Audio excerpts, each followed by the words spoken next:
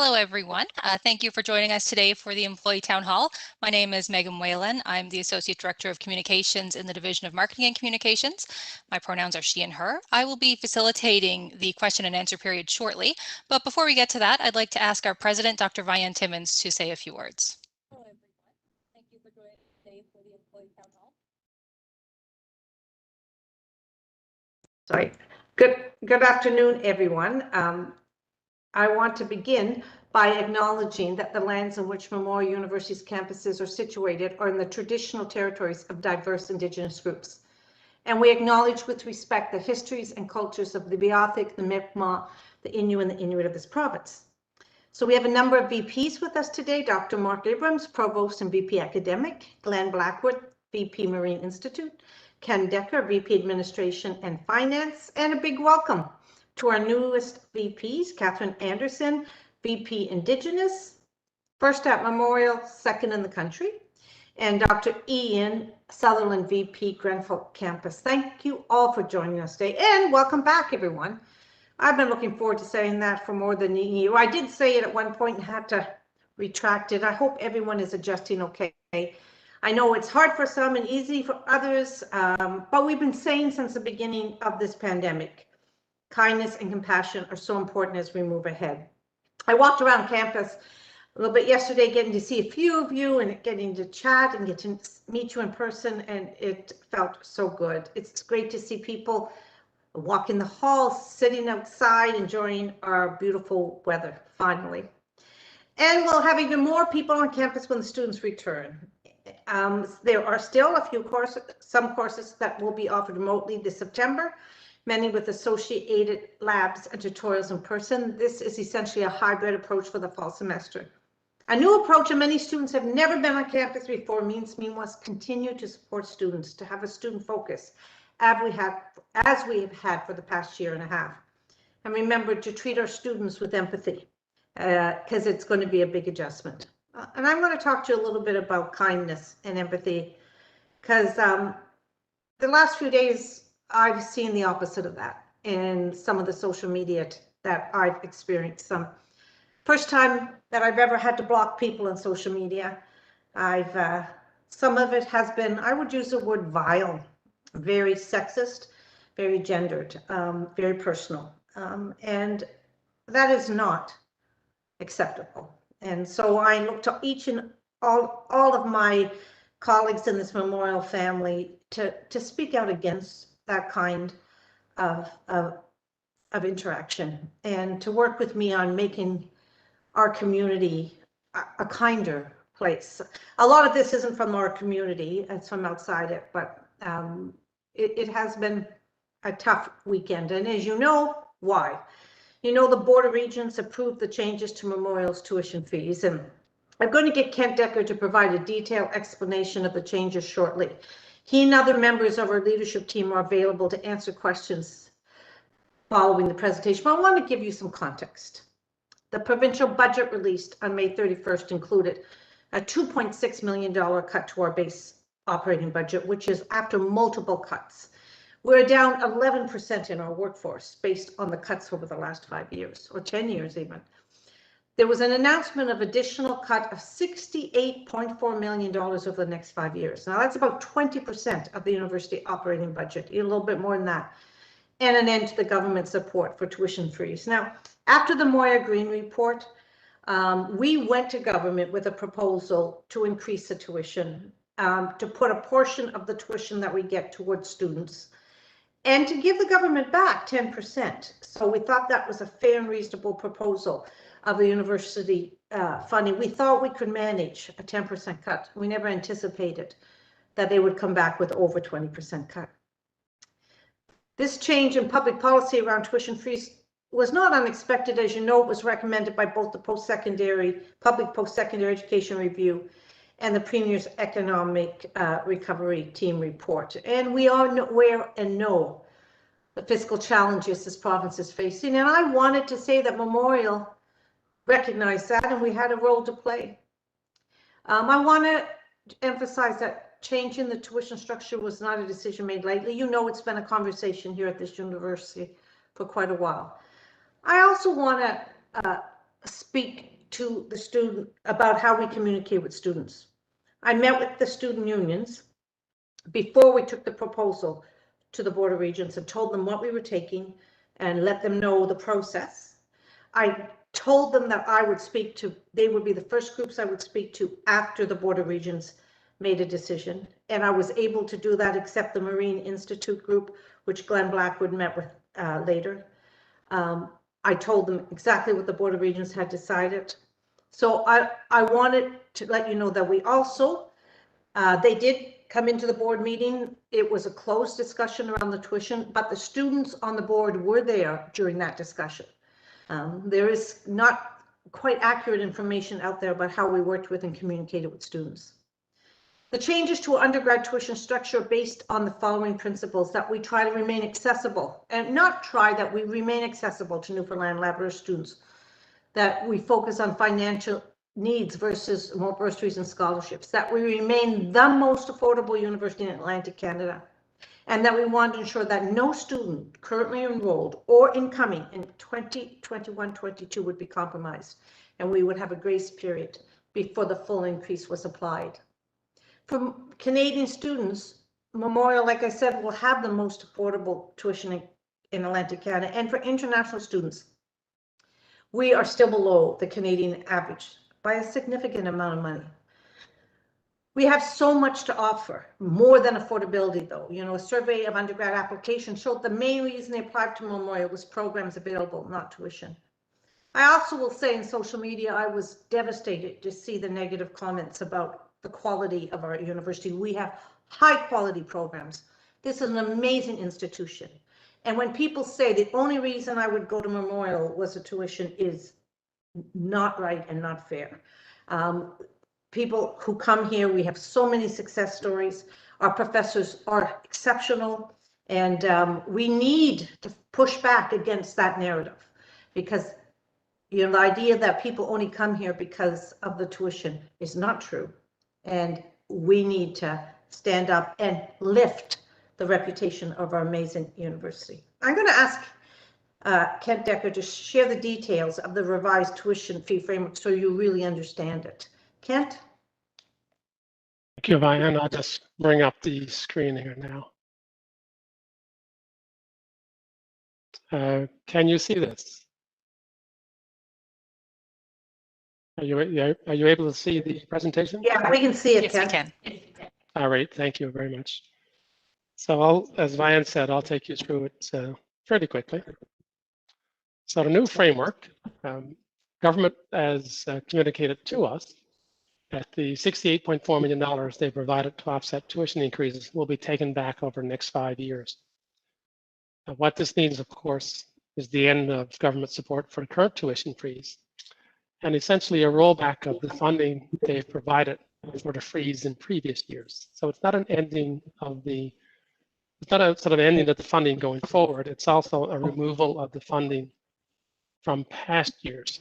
So that's why you see such a significant change in our tuition.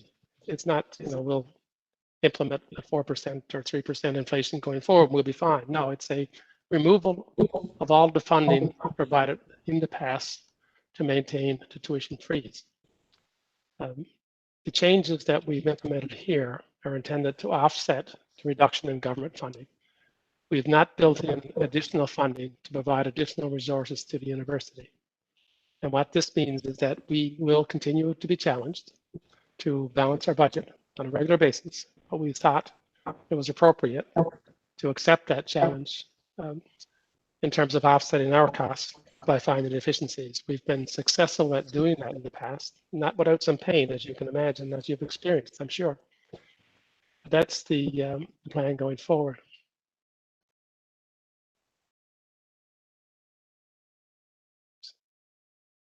Sorry, just trying to advance my screen here. The grace period for current students. So right now, our rates are 255, 330, and 1146. So for students who register in the current academic year, the new rate in the fall of 2022 will be 265, 343, and 1192. So there's a 4% increment in that tuition. So students who came here based based on a financial plan that could accommodate the tuition charges that we've been charging up to now, can maintain that plan. So we're not increasing their tuition. We're providing a grace period up until 2026. The grace period is also applicable to the Marine Institute students. So what are the changes? So for Newfoundland and Labrador students, it'll go from 255 to 600. For other Canadians, it's 330 to 600, and for international students, 1146 to 2000. The Marine Institute programs follow a similar pattern. And then 4% will be implemented annually in fall as we go through this period to 2026. This, of course, will be reviewed by the board on an annual basis. So where do we stand with regard to other Atlantic Canadian universities? And what you see here with the blue and the orange bars is that most other institutions except Mount Allison charge differential tuition for different programs. So there's a high and low. Our tuition, of course, is the same. So ours will be at $6,000, which you can see will still be the lowest tuition for Canadian and Newfoundland students anywhere in Atlantic Canada. Significantly lower if you compare us to, say, Acadia or Mount Allison. Mount Allison is up at $9,000, ours at $6,000, so we're still $3,000 a year, or a third lower. If you look at the international tuition we'll be charging, ours will be at $20,000, which will be comparable to Dalhousie, University of King's College, which is small, slightly above NASCAD, and not that far off St. Francis, St. Mary's, etc. We'll see where their tuitions go, but I expect we'll be pretty much in the ballpark of all those institutions on a normal basis going forward. So again, not out of the, I guess not out of the ballpark at all. And in fact, on the Canada-wide basis, we'd actually be below average. So let's talk a little bit about efficiencies. So as you all know, we started to receive cuts to our budget from the province back in 2012 to 2013. And in order to accommodate those cuts, what we did was find ways of reducing our expenditures. That could be to anything from reduced staffing to elimination of subscriptions at the library.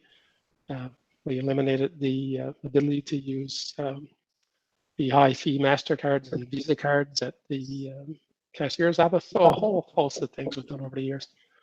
And you can see from the green bars, the admin units in St. John's initially took the larger hit. But as the amount and the size of the cuts rolled out, the cuts began necessarily to be applied across the organization. The blue being St. John's faculties and schools, the gray Marine Institute, and the yellow Grenfell campus. When we talk about efficiencies, and they have been significant. So we have 432 fewer active members in our pension plan. Active members in our pension plan are people with 6 months or more of a contract, length of contract at the university. So this is basically our permanent, semi-permanent workforce. That wouldn't include students who come and go, people on soft money, that kind of thing. So this is what we consider truly to be our workforce. That's 11% reduction since December 31st, 2015. And that is a huge reduction over that period of time. Some of that was achieved through the voluntary retirement program 2 or 3 years back. There's been reductions in operating budgets across the organization. We did our salary review for our senior administrators, and we've constantly reviewed our expenditures and business processes. Many of our units, well, I guess all of our units, have found ways to save money by reducing expenditures in some way, shape, or form.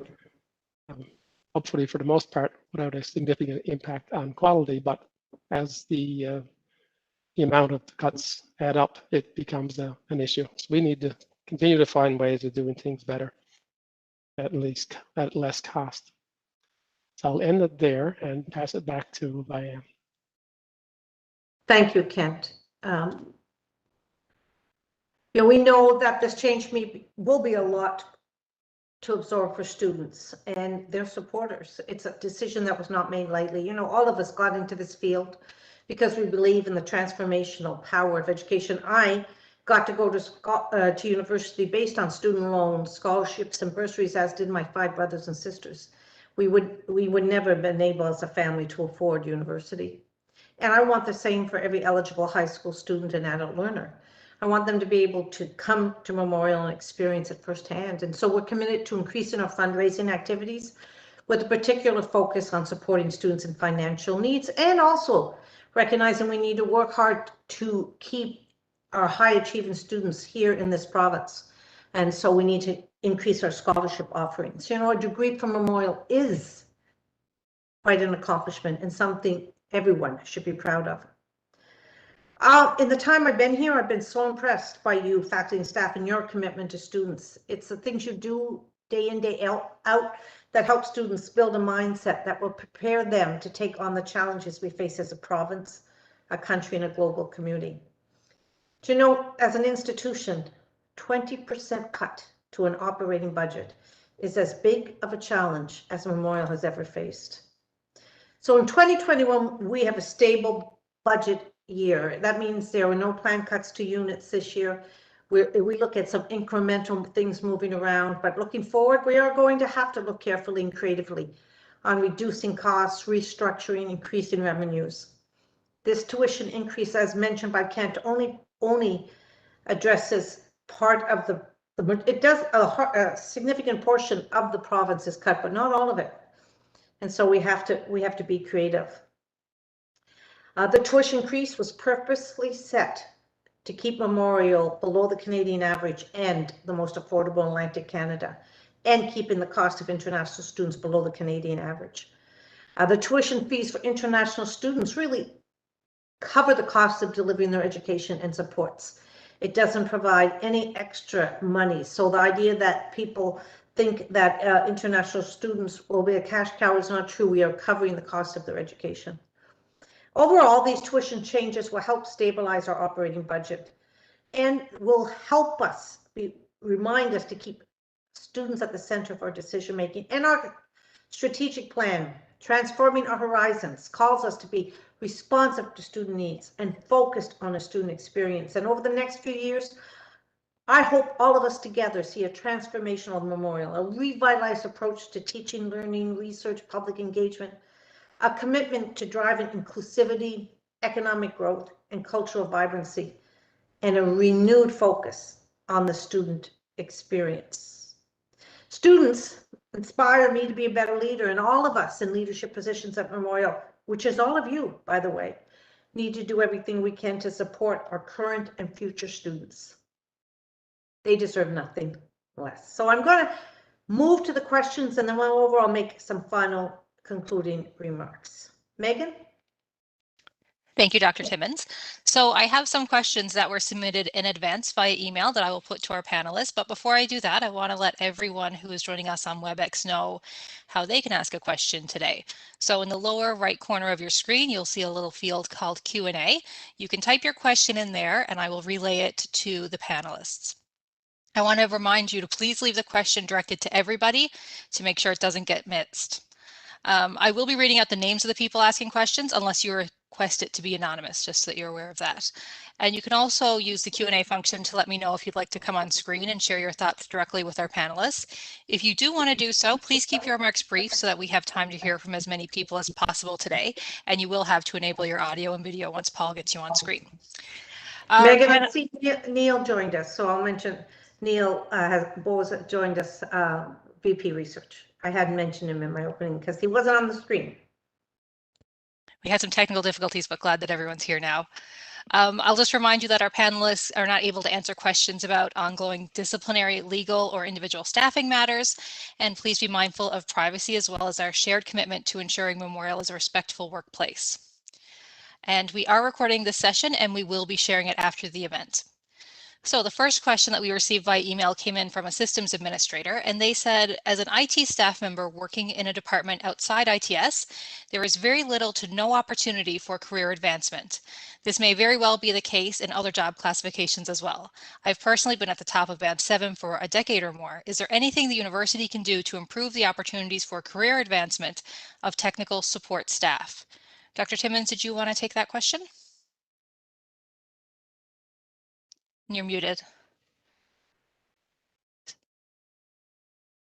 I'm going to ask Ken too, because it comes under his portfolio, but I found that to be a really interesting question that I hadn't thought about, that it's going to give me food for thought for sure. Kent, any thoughts on response to that?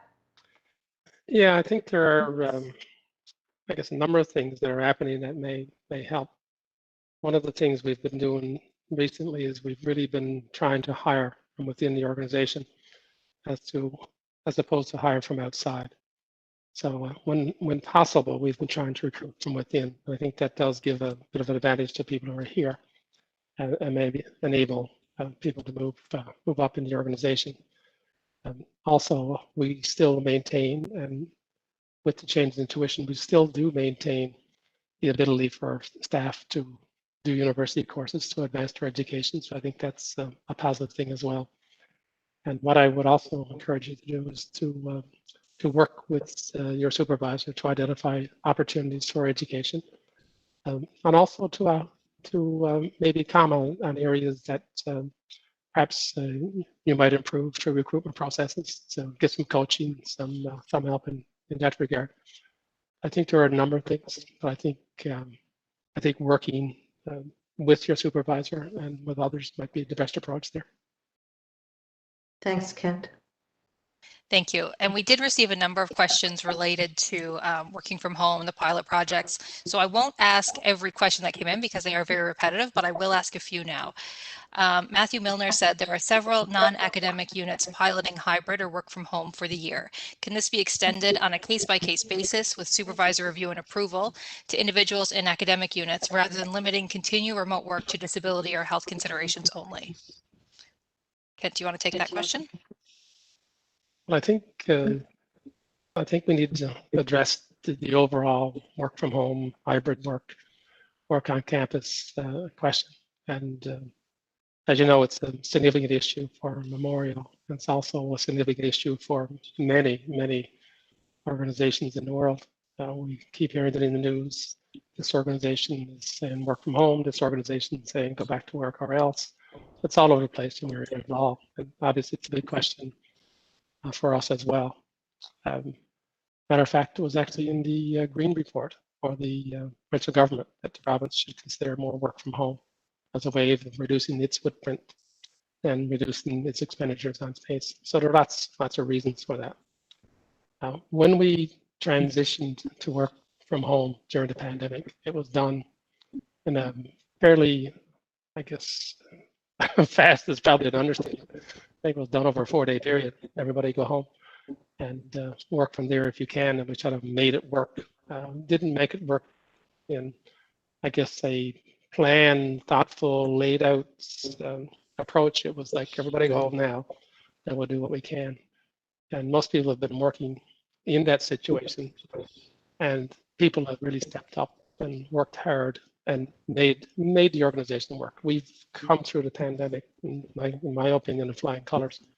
However, it's all been done on the basis of a quick reaction, people trying to do what they could. We have experience working from home where everybody is at home and there are no students on campus. We have no experience at this stage working where we have many people on campus, most people on campus, or any students on campus. So I think the situation we're going to be in going forward is different from the situation we've just come through. And that's why we set up the pilot programs. We needed a formal structure established so we could figure out exactly what we needed to support work from home and exactly what the implications, the impacts on the organization would be. What are the impacts on productivity, teamwork? I mean, you hear lots of people say, I'm as productive working from home. And in many cases, that's absolutely true. In other cases, I'm hearing the opposite. I'm hearing that it truly is not true.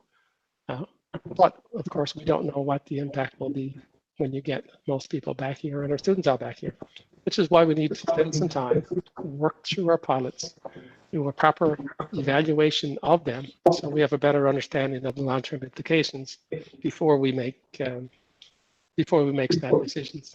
It would also give us time to establish policies and also give us time to plan for the creation of hybrid work situations. If we have groups working from home, the intent would not be that you have an office at home and an office at work. We would imagine we'd be into a hoteling kind of situation whereby we'd have shared spaces. Obviously, not something we want to do right now, but something we need to plan for. So the next 6 to 12 months, we plan on doing a proper evaluation in a normal, I'll call it as normal as we can get right now, situation where people are at home, people are on campus, and students are on campus for the most part. So we'll continue as we are now until we've had an opportunity to do that proper evaluation, gather the evidence, and then put a proper plan in place. I guess that's how I would respond to that, Megan. Connected to that, in addition to assessing the pilots, will university commit to a survey of employees to assess the benefits and limitations of remote work during the pandemic outside of those pilots that you've noted? Yes, absolutely. As part of our policy process, we will do that. And that evaluation will include the employees and I guess the clients that our employees support. So it'll be, what works well for you as a client of a service, what works well for you as an employee, what doesn't work well for you as an employee, and what doesn't work well for you as a client of a service. So it'll be a fulsome evaluation. Thank you. Next question is from Anne Marie O'Keefe Penny, and she said the $6,000 per year tuition announced is based on 30 credit hours per year, or about 10 courses per year. Will this be prorated, for example, $200 per credit hour, or will it be $6,000 per year regardless of the credit hours enrolled in? And do you want to answer that question? I can respond to that, or Mark, why don't you? Sure, I can answer this question. So if your program is based upon a credit hour rate, then when we move to $600 per credit hour, that is the new rate. So the fees will Not per credit hour, per course, But nevertheless, the courses will have a certain number of credit hours associated with them, so they would then increase exactly as we have increased the tuition fees. And I note that that question is coming from pharmacy, and certainly I've been in numerous discussions with the Dean of Pharmacy with respect to the level of tuition that we charge relative to other pharmacy programs throughout Canada. And even with this increase, we will still be considerably below the national average for those programs. Anne Marie had a follow-up question wondering when will the details of the new tuition be available so we can update our website and recruitment materials? So I can answer that question as well. So you can update your website right now because the board has approved those tuition fees. So we have approval to move to the $600 per credit hour tuition fee in fall of 2022, as well as the international rate. So there is nothing preventing you from updating your website at this point in time. We will have a tuition and fees committee that will be taking a look at the implementation. And so further detail coming out of the implementation committee will be made available in the fall. So Mark, it's not 600 per credit hour, it's 600 per 3 credit hour course. Correct. Yes. Yes. Thank you. So in previous town halls, it was indicated that remote work would be part of Memorial's future. Is this the same for all campuses, particularly the Marine Institute? Glenn, did you want to answer that question? Sure. Well, we got through last year, I guess, by hook or by crook. We operated for most of last year. The revenue generation side of us, normally 24 million a year, we managed to do 14 million. And at some points, didn't look like we were going to be able to open.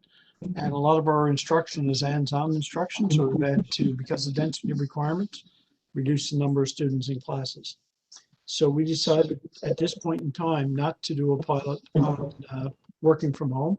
Actually, we did a pilot for the past 16 months when a lot of our people were working from home and managed our way through it. We will look at it in the fall. And as Kent said, we look at processes, and a lot of our hands-on education delivery and a lot of our interactions with students or interactions with people in the building, we didn't see a lot of physicians. We know there are some that don't have that day-to-day interaction. So we didn't see, and at a time that we were in a bit of a crisis, actually, we didn't see it was appropriate time to implement a working from home pilot. We'll evaluate that in the fall when we get everybody back, the students back, as Kent says, and a different feel for where we are. Last year, the last 16 months, I think all of you would agree, was managing through a crisis. And we would be closed, we'd be opening, we wouldn't be opening, we opened, we had no break, we shut down again. It was a very tough time. So I appreciate the fact that a lot of people did work pretty well flat out through last year. We had people at sea in the Davis Straits on ships during this period, and people working all over the province. A lot of international activities were curtailed, and all of our work in Nunavut was curtailed. So we managed through last year, survived it. I wouldn't say we thrived, I'd say we survived. And we will look at these and look at what happens with the rest of the university with respect to working at home pilots. But we decided not to implement that at this point in time. Thank you. Dr. Sutherland, is there anything you'd like to add from Grenfell campus perspective? Thank you, Megan. Well, first, I would like to continue to thank and praise all of Memorial employees, faculty, staff, and students for the incredible work over the last year and a half in very challenging circumstances. Very similar to what Kent was talking about with regards to needing that comparison data. It's kind of how I look at it. We have had a very extreme situation over the last year. We are now coming back, are back on campus, and we'll be welcoming our students back. So we need to understand what that is like and what is absolutely critical to maintain the most animated, wonderful student experience, research, learning experience, and so on campus. So we need that comparison of everybody back, and then we'll certainly consider things moving forwards. But we need that comparison information right now as we get through the summer, and then, of course, joyfully welcome all of our students back in September. Thank you. Next question. Athena Farr is wondering, since the cost of an undergraduate course is rising to $600, will this still be honored for employees of Memorial who are enrolled in a course via the course assistance plan? Kent, are you able to answer that question? Yes, absolutely. And the answer is we will still support one course. And for the accountants out there, if we support a course at our own university, what it means is we record revenue for the tuition and we record expense equal to that. So whether it's $200, $500, or $1,000, they both offset and it's equal. So the cost of providing a course to a student is the same no matter what the scenario. So it's net. So yes, we will continue as we have in the past. And the next questioner wanted to remain anonymous. They said our new tuition scheme is now comparable to universities like Dalhousie and Concordia, just to name a few. Will the increase in tuition create projects for the retention of students in the province of Newfoundland and Labrador? Dr. Abrahams, did you want to answer that? So as Kent has outlined, the impact of tuition fees is really to fill a gap which has been created by cuts to the overall budget to Memorial University. So we don't have any additional resources to work with, but as Dr. Timmons has said, we really need to change our attitude. And so we need to become a much more student-centered university. So we need to focus much more on student recruitment and student retention. Yeah, student retention will be a real focus for us in the next couple of years. So for faculty, staff, it means that we have to look at supplementary instruction, wraparound services for students, really looking at those courses that have high dropout and failure rates and find out, give both the professor and the student supports to help with that. Absolutely, retention is going to be a big focus. Thank you. Next question is for Mr. Decker. Craig Head says he has a question about excess annual leave. We have until March 31st, 2023 to use any excess leave beyond our one-year carryover allotment. Given the circumstances created by the pandemic, has any consideration been given to extending this deadline? We have considered it, that at this time we're not extending the deadline. We think that's sufficient time, given how many months we have left until March 31st for people to use up the excess leave. So no, at this time, no change in that policy. Next question is for Dr. Abrahams. Why are so many classes still being delivered remotely in the fall, even smaller classes under 100, when we were told that classes under 100 would be in person?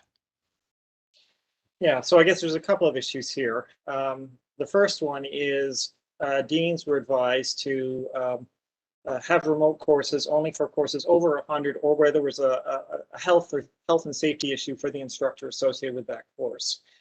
So that's part of what you're seeing. The other component is remote this upcoming academic year is going to be different from remote in the previous academic year. So remote is really the lecture delivery only during this upcoming academic year. We still expect our students to be on campus. In fact, that is the guidance that we provided to our students back in March. And so laboratories, tutorials, seminars, and other forms of student support will be on campus. So even though the course would be identified as being remote, that speaks only to the lecture content of the course. Thank you. Next question is for Ms. Anderson. I understand the Indigenous Affairs Office has moved to the space at 208 Elizabeth Avenue. Will this be open to people in the fall semester? Thanks, Megan. So actually the space at 208 Elizabeth Avenue is where the Indigenous Student Resource Center is. And my office is still located in the Bruno Center. So myself and April are here in the Bruno Center, and the staff of the Indigenous Student Resource Center are at the space at 208 Elizabeth. It absolutely will be open in the fall. We're really excited about it. The staff have been in that space since last year, after the pandemic, of course, and we're really looking forward to welcoming students back. As Vianne was talking about, you know, with a renewed focus on student experience, we're really excited for students to come back and be able to experience this space. So we're planning for an open house and a naming ceremony that will happen in September. And certainly we'll be having, we've got other exciting events planned for the fall, and we're looking forward to welcoming everyone into this space. So when we're back, you know, during the open house and afterwards, we'd welcome anyone to come down and see the space. Thank you. Benjamin Jasura says he wants to know about the fall for international students who can't come. Dr. Abrahams, are you able to speak to that? Sure. So Dr. Timmons mentioned our various reopening times. And one that I recall was when we did briefly reopen in February. I had a chance to have a meeting with some of our international students back in February, and the advice they gave me I took very much to heart. And what they told me is they needed to know as soon as possible whatever our plans were going to be so that our international students had time to plan accordingly. So for that reason, we made the decision that Memorial University would be primarily face-to-face back in March. Which provided our students with as much time as we possibly could provide them, because we realized our international students will have the greatest difficulty associated with that. Subsequent to that, the federal government advised us that if we could make acceptance decisions by May 15th, they promised that they would provide a decision on student visas by August 5th.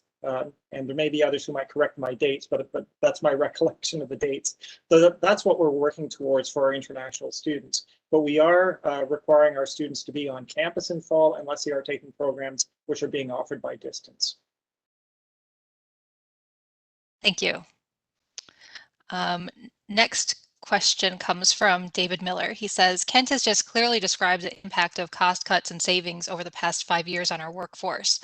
During that time, we have also had to cope with growth in many areas, including research generally and graduate students. The tuition increase deals with the recently announced provincial cuts, but does nothing going forward to ease the current situation or cover further inflation and growth going forward. Why are we not talking about this? Dr. Timmons, did you want to speak to that? We are talking about this. Remember at the last town hall, I said we're going to have to look at revenue generating opportunities, efficiencies, potentially restructuring. We're having lots of discussions about this. I had someone asked, I think it was Stephen said, what happened with when you asked for revenue generating ideas? I got about a half a dozen people who gave some really good ideas, and I've kept them all in a file. And as we get into planning in September, all of these ideas will be explored and looked at. So we are talking about this, David. We're really looking at, we will be looking at everything will be on the table. Kent, do you want to add to it?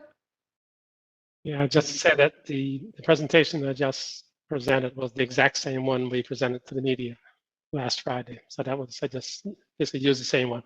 So we've been putting that information out there, but it's obviously is not being picked up as much as the tuition fee increase itself. The next question comes from William Shipper. He says that many students have to take their degree part-time. Is there any provision for financial aid for part-time students? Mr. Decker, are you able to answer that?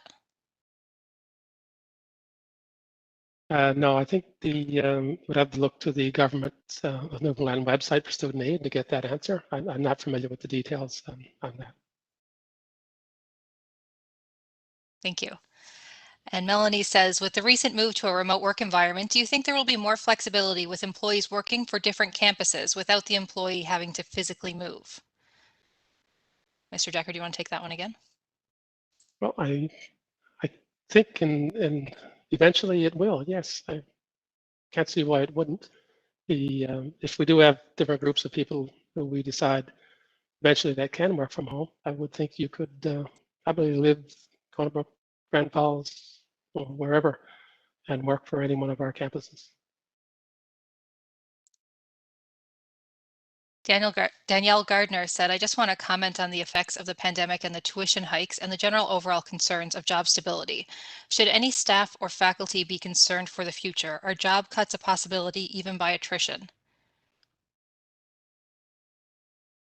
I can speak to part of that. Definitely, we'll be looking at every position and whether we'll be weighing carefully whether we fill it or not. So there will be position loss. My hope, and I'll say hope, is that we do it through attrition as much as possible as we go forward. Thank you. This was going back to Mr. Decker's response about the hybrid pilot and a clarification. Will the hybrid pilot option be extended to individuals? He's assuming from the answer is not yet from the reply. Right now we have some individuals who are working at a purely work from home. That's the situation right now. And of course, we have some people in the past while have been coming back and forth. But I would think in the future we will do some specific pilots around that as we create the hoteling space I'm talking about. And the next commenter wanted to stay anonymous, but they said, as an international student who will be affected by the tuition increase, I just want to applaud Dr. Timmons for weathering the storm and being an epitome of strength and grace. I've seen the social media messages and posts, and I don't imagine this to be easy. I understand why the tuition had to increase, and implementing this shows courage. I wish you the very best, and thank you for being an inspiration. Wow, I'll tell you, it's comments like that that keep me going. So from, and I want to say to the international students or people who are advocates for them, they were top of mind as we set this new tuition framework. We did not want any international student that had come to Memorial University with a financial plan based on the tuition we had advertised to be compromised. And that's why the grace period is there for all of our international students that are enrolled in our campus now and in September. That was really important. Thank you. Thank you for your generosity of spirit. It has been a tough week. The next question is for Mr. Blackwood. Susan Fudge said, I really support the focus on retention of students in the coming years. With respect to the Marine Institute, we are seeing some students who complete an advanced diploma and Bachelor of Technology become interested in our graduate programs. Are there plans to put some more efforts into this stream? Yeah, no, I had commented back to Susan. It's a great question. What we've done is built the ladders from diplomas to degrees to graduate or advanced diplomas to master's programs to PhD programs. And we've tried to streamline that so there's no glass ceiling. If somebody comes into one stream, they can move to another. So the idea of laddering the programs is the basis of what we started 10 or 15 years ago. So I think, yes, by all means, I think it's a great way. And I don't think students should sort of top out because they decided to go one program or another at some point. So we have had students successfully move through each one of those streams and continue on into master's programs and subsequently to PhD programs. So good observation, Susan, and I'm sure Angie Clark and our recruitment team would love to meet those students you referred to. Thank you. Bill Kavanagh said, I would like to thank the president and all panelists for continuing to have these town halls. I think they are an important part of an inclusive and stronger community and contribute to a better academic product and workplace. During times of difficulty and challenging decision-making like we are facing now, and during the pandemic, regardless of if we all agree with the changes being made, it is commendable that you continue to come before us to update us, include us, and face our tough questions. So Megan, I want to make an apology because we should have been in front of you sooner. We should have been in front of you right after the board made the decision, before we did the media thing, and it was an oversight that I'll learn from, and we'll work hard to make sure that we get even better with communication. So please accept my apology, please. Jay asks if all parts of the QE2 library will be open to full capacity for students during the fall term. Dr. Abrahams, do you want to answer that question? Sure, yeah, no, we'll be following the public health guidance that's in effect at the time that we welcome our students onto campus in September. And Robin Whitaker says, since the announcement of significant increases in tuition fees, we have heard predictions from senior administration that enrollments are likely to drop by 20%. Does the university anticipate that this reduction will lead to additional loss of personnel, in particular permanent faculty, contractual faculty, per course instructors, and academic unit support staff? Dr. Abrahams, did you want to answer that? Or maybe I'll speak to this because that 20% is a financial modeling. It was saying what would be the worst scenario we can imagine. It was a financial man. We have now a whole year to really build and work on our recruitment efforts. My goal and my hope is that September 2022, our enrollments are what they are now. So it was to help, we wanted to be conservative in our financial planning and management so that we didn't put any of the university at risk. Kent or Mark, do you want to speak to that any further?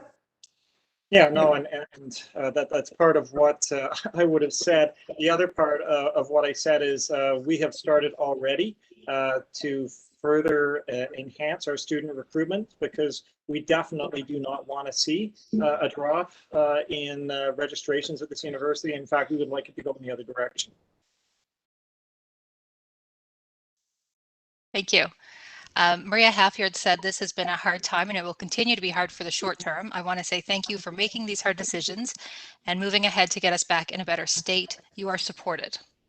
Thank you. Patricia Dold said, I'm not sure to whom this should be directed, but what does streamlining mean? What process would you follow? And will any streamlining be led from within the faculty or unit concerned? Dr. Timmons, did you want to answer that question? Was that a comment that you made, Glenn, around streamlining? No, well, I mean, I'd like to see a lot of streamlining of programs so that students can get a certificate that builds into a diploma that builds into a degree. And that's part of our whole continuing ed initiative will be helping to build that laddering to our programs. We need to be able to have students be able to come in and out, to be flexible, to be student focused and centered. We need to be able to do customized programming for industry. We really need to do a lot of different things. So streamlining our programs, I think, is about making sure and taking a look at all the prerequisites we have for our classes. Do you need them all? Is that, you know, getting rid of the gatekeeping mentality and really focus on an enabling mentality to have our students through? Is that kind of answer the question? I hope so. Anybody want to add more? Yeah, I think the word I used was laddering, but we see students and most of our students in industrial, what we call industrial response. The president is teaching me how to say micro credentials, and it is what it is in terms of what we've been doing for years. We call it industrial response. It's certification. It's response to industry. We have between 5,000 and 8,000 students a year to come to us for that. And for most part, they are students who were graduates of the Institute 5, 10, 20, 30 years ago. So it's that lifelong learning, laddering process that once you engage, you keep that connection. That's good for alumni as well and for development later on. I call it laddering, but streamlining is a good word too. I'm expanding my vocabulary. As long as there's no H in it, I'm good. Thank you. How will the university generally plan for international exchange activities for our students in the upcoming semesters? And how will the university assess the situation? Dr. Abrahams, did you want to take that? Yeah, that's still a very fluid situation right now. So anything which is involving international travel, we're taking our guidance from the federal government. And at this point, our guidance is non-essential travel is not recommended. So that's still on hold, but we hope that we'll be able to make some further recommendations in September. Christine Hanlon said the Faculty of Medicine is funded through the Department of Health as opposed to the Faculty of Education, and the medical school tuition rates have already increased. Will the cuts discussed here impact medicine in the same way? Mr. Decker, did you want to answer that question? Sure. These are not related to the Faculty of Medicine. They are currently in discussions with the province about their budget. So because they're funded separately, they have separate discussions with a separate department, which is Health and Community Services.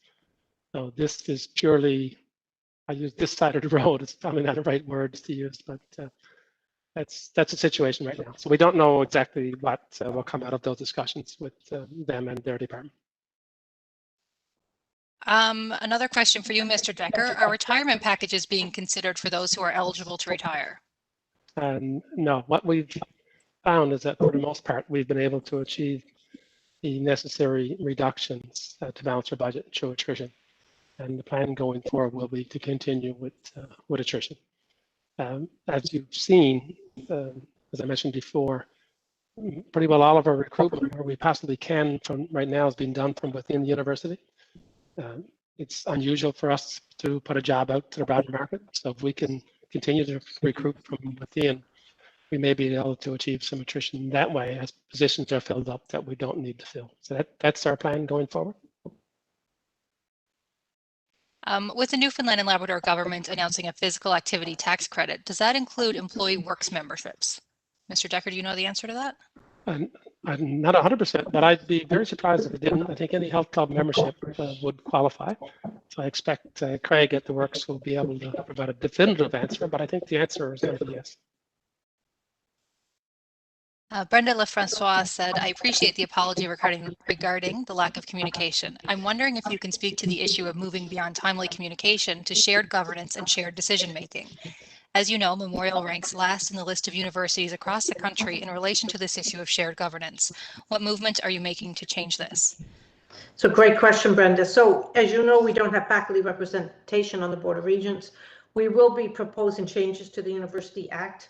And there's a commitment to really fast track that, and we will be proposing faculty representation on the Board of Regents, which will address that, a big part of that concern. It's been stated that there will be position cuts. Will this be staff cuts or faculty cuts? And this person noted there have already been a large number of staff cuts.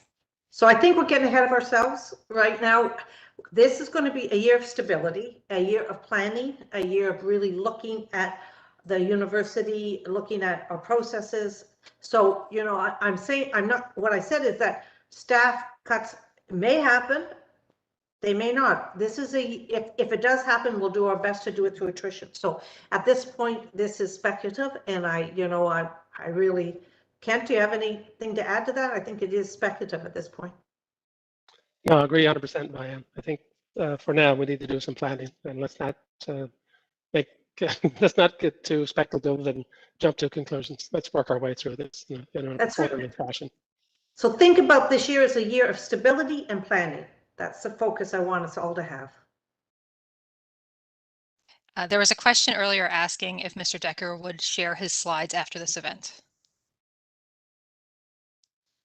Absolutely. Yep, I can forward. I think you may have them, Megan.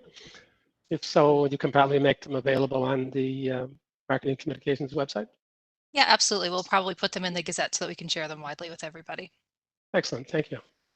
You are welcome. And that actually brings us to the end of the questions that have been submitted. Dr. Timmons, did you want to conclude the event for us? Yeah, I want to thank everybody. We had over 300 people come in on this town hall, and I love your engagement. I so appreciate it. And the kindness and compassion that you show each other, and you're showing me in a time I've said has been quite tough. It will be, you know, a transition semester for many students, but for faculty, for you as well, faculty and staff. So let's remember that and continue to be open to each other. I want to end on a positive note. Tomorrow's the beginning of Pride Week at St. John's, and you know the student union have said they've decided not to partner with us on the raising of the Pride flag. They didn't contact me. I heard about it in the media. But I'm going to proudly raise the flag tomorrow morning on campus, and I'm going to wear my rainbow colors in support of the LGBTQ2S+ community.